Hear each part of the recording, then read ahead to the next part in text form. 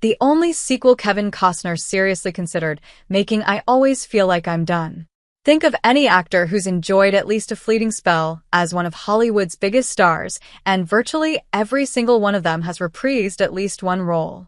Kevin Costner was among the biggest in the 1980s and 1990s, but he was one of the few holdouts who never felt the need to scratch the sequel itch. Of course, that could be about to change, depending on who gets asked.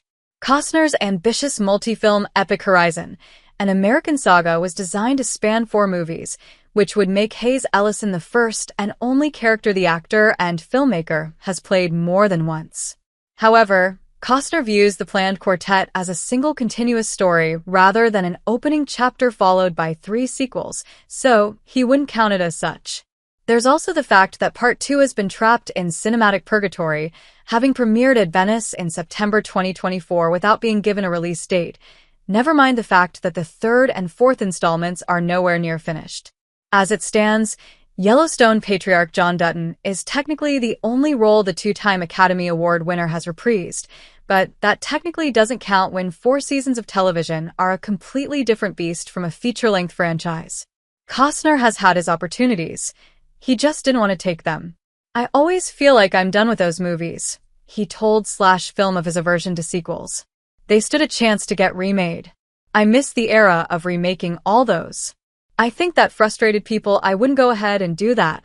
I did, however, on The Bodyguard. I was going to make that for a moment.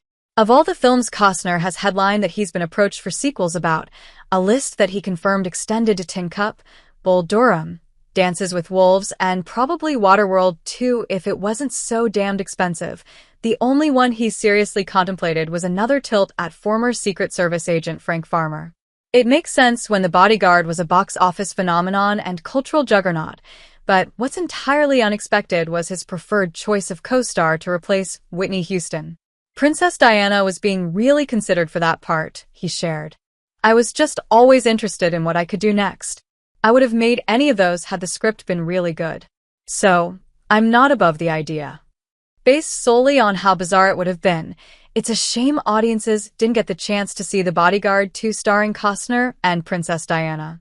It sounds batshit crazy in an especially Hollywood way, but the actor and filmmaker continues to remain steadfast in avoiding sequels like the plague.